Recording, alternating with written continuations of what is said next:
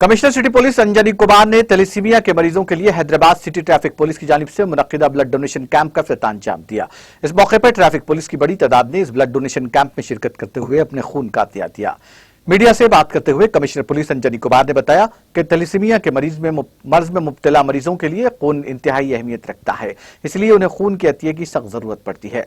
उन्होंने आवाम से अपील की कि वो थैलेसीमिया के मरीजों के लिए खून का अतिया देने अपना भरपूर ताउन करें।